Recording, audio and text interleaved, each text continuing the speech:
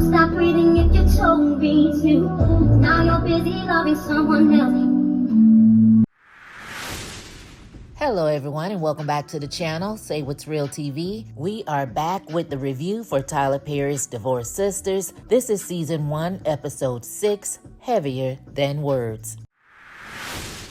So we open up the episode exactly where we left off, with Rashida answering Jeff's phone and Myron on the other end saying, "Are you in the car, babe? Can you talk?" So Rashida is in total disbelief while Jeff is over there shaking like a leaf, stumbling and bumbling over his words, talking about Myron, who the hell are you trying to call? So now Myron done realized he done messed up. He's like, "Oh, ish. I just got out the shower and I just hit redial. I thought I was calling Denise," which I guess that's the wife. So Myron, here's the thing. We saw you call Jeff when he was still in his pajamas. The man told you he'll call you back when he got to his car.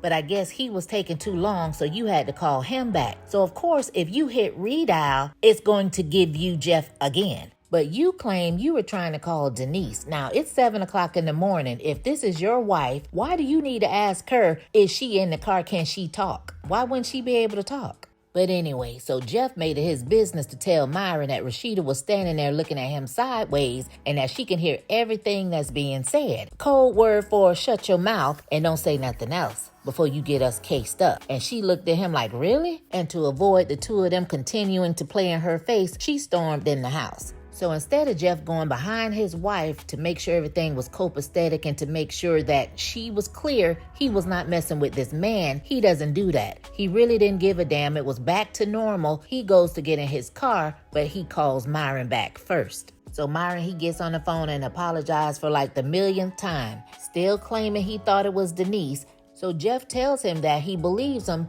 but in the next breath asks what's going on, as if to say, why did you call me? But let Myron tell it he called you by mistake. But I'ma leave it alone. So anyway, Myron tells Jeff that he has a doctor coming to the church to look at the burn on his hand. And Jeff says, "I told you I was fine."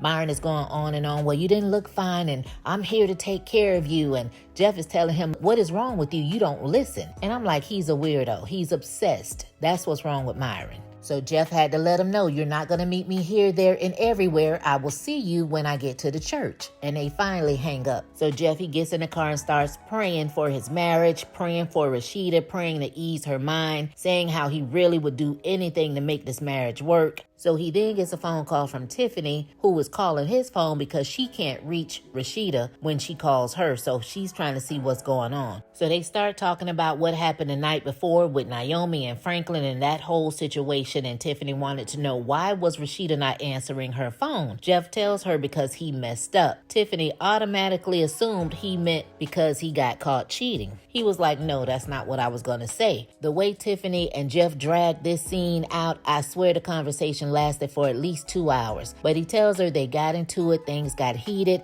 and when they got home, he didn't open her car door, and she sat in the car all night.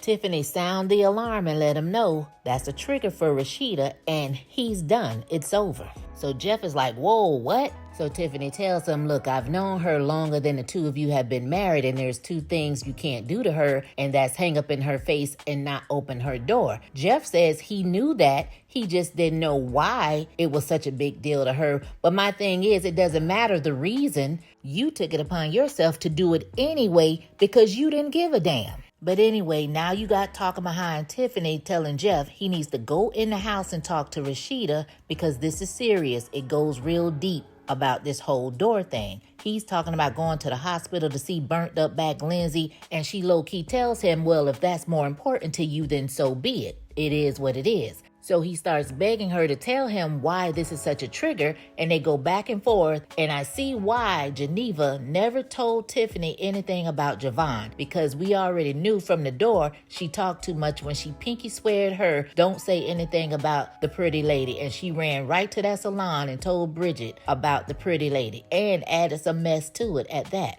So she starts running her mouth and she tells the story of when they were back in college. They went to this frat party. Rashida was dating this guy she was really into or whatever. Her and the guy were in a room making out. His frat brothers knocked on the door, came in. She tried to leave, and they would not open the door for her to leave. Now, this is when Tiffany really made me mad because, first of all, you should not have been telling her story to her husband in the first place. If he couldn't take it upon himself to go ask his wife about it, then he really didn't need to know. But when he tells you, stop, I don't want to hear anymore, you should have stopped. But no, she blurts out they SA'd her. So she told him you wanted to hear it, so here you go. And she finished the story and pretty much let Jeff know that the only people who know about the story is her and Geneva, and Rashida vowed that she would never mess with another man who would not open her door. And then she met Jeff, who's opened all of her doors from day one until last night.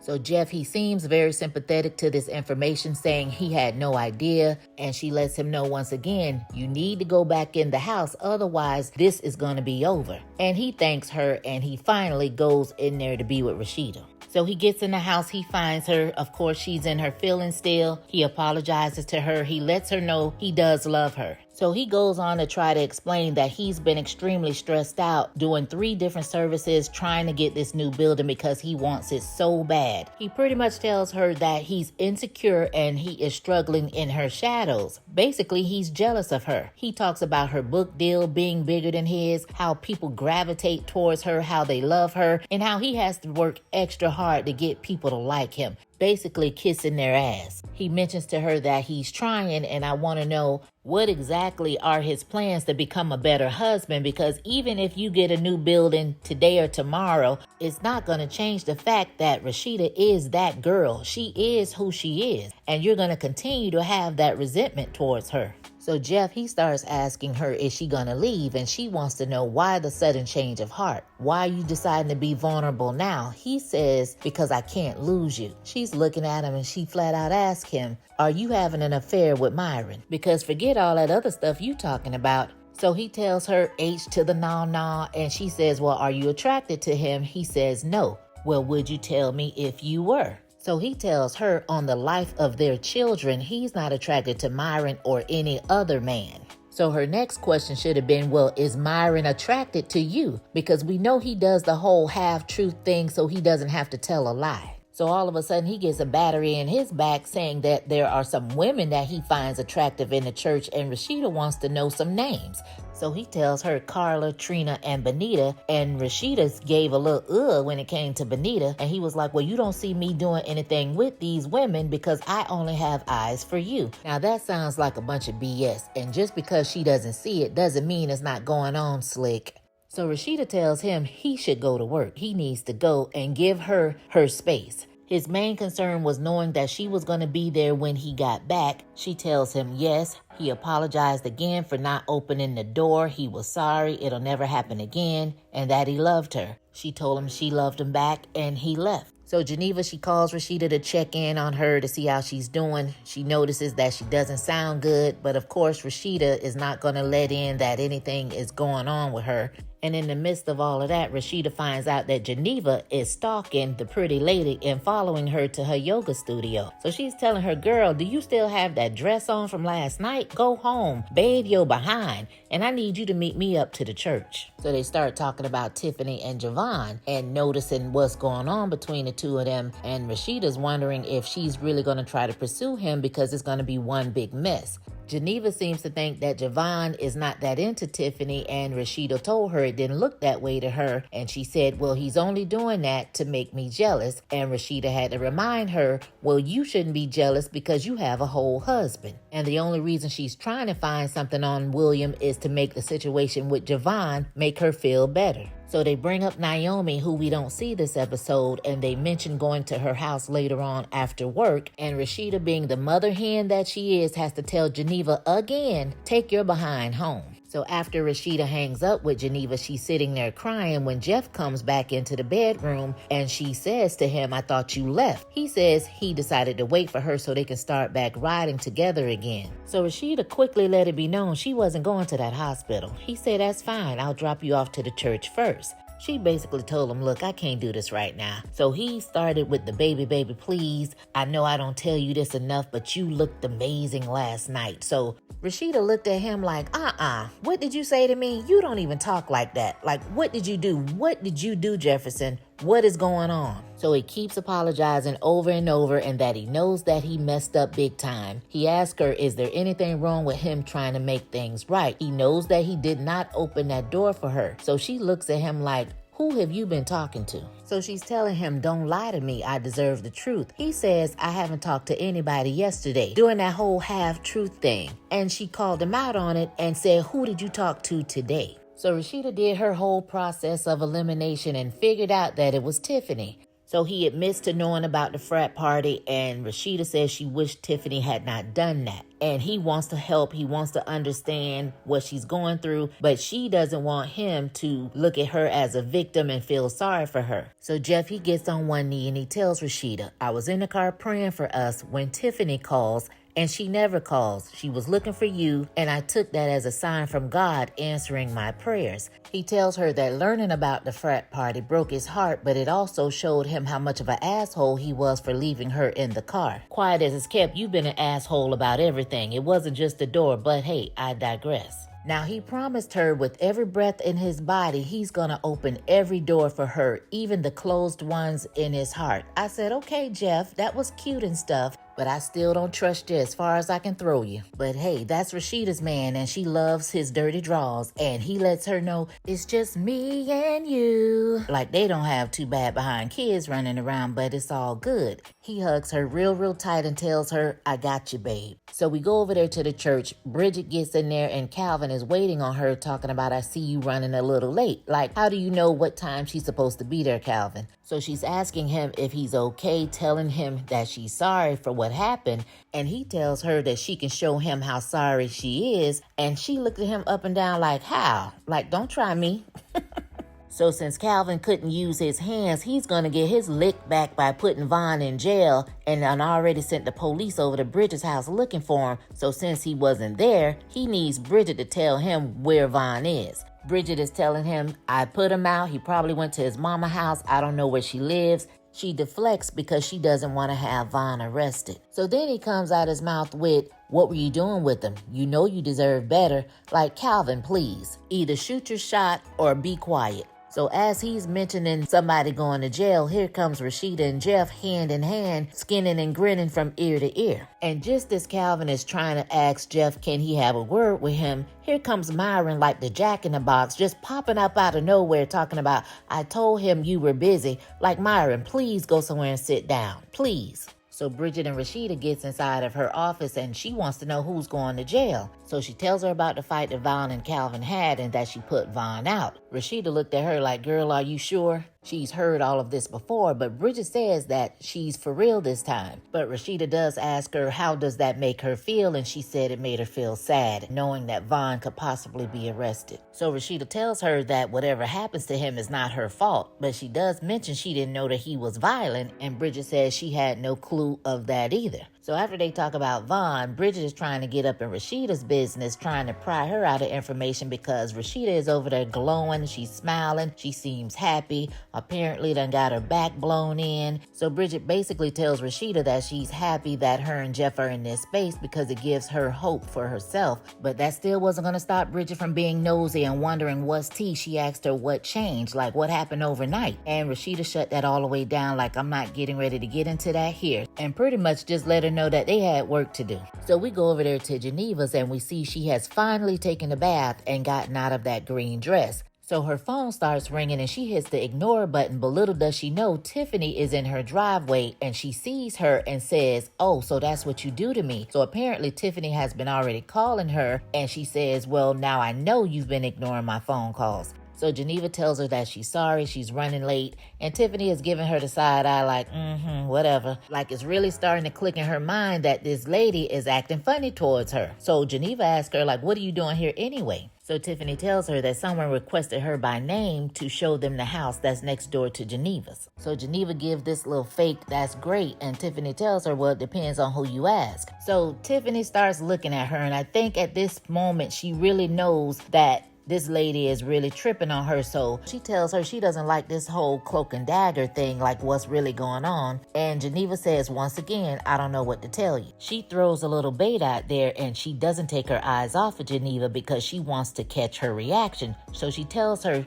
Javon called me and we talked all the way here, like rubbing it in, because she wants to see if her demeanor changes. And you could tell Geneva was bothered by it. She gives that fake, well, that's great, and now she has to go. But then this car pulls up and Javon gets out, and come to find out, he is the one that's looking at the house next door. And he says that William told him about the house. Now, why would William do that? So Javon, he gives Tiffany these roses, and baby, when I tell you, Geneva is upset. She's really ready to go. So once Geneva leaves, Javon starts laying it on real thick with Tiffany, giving her all these little compliments, and she has to check him like, whoa, what is this? Like, why are you all on me? It's just been 24 hours. So he keeps the compliments coming, telling her how beautiful she is, this and that and the other, and she's trying to talk about the house, and he tells her, I cannot wait to kiss you. She says, look, this is strictly business. So he confirms, well, maybe after our date tonight. And she said, well, maybe. So y'all already know what time it is. So they go back and forth until the realtor shows up.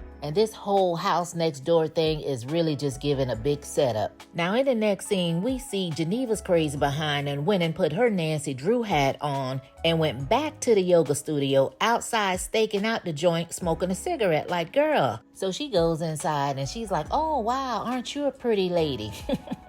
A little play on words, but all the while, Yoga Pants over there looking like Casey Anthony, if you ask me. But anyway, so Geneva notices the ring on her finger and she says something about it. So Yoga Pants says, yes, I'm a lucky lady. So she wanted to know who Geneva was, and she finally tells her name and says that their daughters are in the same class, and wanted to know, has Yoga Pants met her before, trying to see if William then had Anika around this lady. So Yoga Pants tells her, yes, at the school drop-off, your husband normally drops her off. So Yoga Pants was like, well, what can I do for you? So Geneva says, well, it seems like since our daughters get along so well, I was wondering if we could schedule a play date for them, and can I get your number? And Yoga Pants is none the wiser. Oh, sure, why not? Girl, no ma'am. The fact that she didn't even question Geneva knowing where she worked says a lot, just gullible. As far as you know, this could have been somebody that was messing with your husband. So Geneva, being so slick with it, she asks the lady, does my husband have your number already? And she says, no, I don't think so.